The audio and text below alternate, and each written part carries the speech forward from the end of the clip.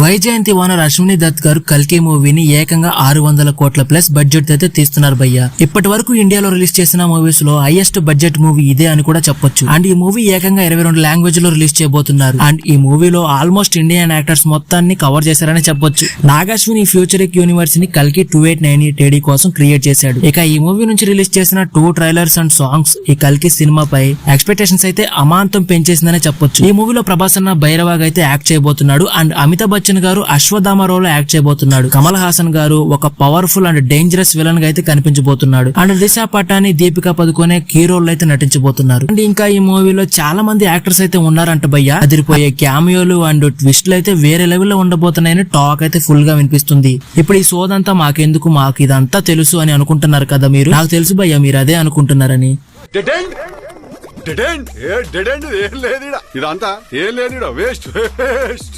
సరే పాయింట్ కి వస్తా.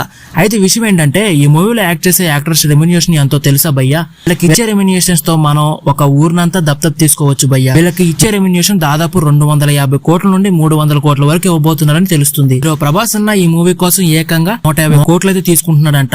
ఇండియాలోనే హైయెస్ట్ రెమ్యునేషన్ తీసుకున్న యాక్టర్ కూడా మన ప్రభాస్ అన్న. అండ్ అమితాబ్ బచ్చన్ గారు 20 కోట్లు, కమల్ హాసన్ గారు 20 కోట్లు తీసుకుంటున్నారు. దిశా పటాని 5 కోట్లు, దీపికా పదుకొనే 15 కోట్లు అయితే తీసుకుంటున్నారు. ఇక వీళ్ళు కాకుండానే అదర్స్ లీడ్ రోల్స్ లో చేసే వాళ్ళు కూడా గట్టిగానే రెమ్యునేషన్ తీసుకుంటున్నారంట. ఇక ఓవరాల్ గా చూసుకుంటే ఆర్టిస్టులు మొత్తానికి కలిపి 250 నుంచి 300 కోట్ల మధ్య బడ్జెట్ అయితే తీసుకుంటున్నారని టాక్ అయితే ఇప్పుడు ఫుల్ గా వినిపిస్తుంది. బ్యాలెన్స్ అమౌంట్ తో అయితే మూవీ తీశారంట భయ్య. ఇక ఈ సినిమా 1000 కోట్ల వరకు కలెక్ట్ చేస్తుందని సినీ ఆడియన్స్ చెప్తున్నారు. కానీ భయ్య ఈ సినిమాకి ఏ మాత్రం పాజిటివ్ టాక్ వచ్చిన వారం రోజుల్లో 1000 కోట్లు గ్రాస్ కలెక్ట్ చేసింది పక్క. ఇదే భయ్య కల్కి movie actors remunerations and budget. మరి కల్కి మూవీ ఎంత కలెక్ట్ చేసిద్ది అనేది కింద కామెంట్ చేసి చెప్పండి. అండ్ ఈ వీడియో కనుక మీకు నచ్చితే లైక్ చేయండి, సబ్స్క్రైబ్ చేసి కొంచెం సపోర్ట్ చేయండి భయ్య. ఇంకో కొత్త వీడియోతో మీ ముందుంటే అంతవరకు టేక్ కేర్, బాయ్ బాయ్.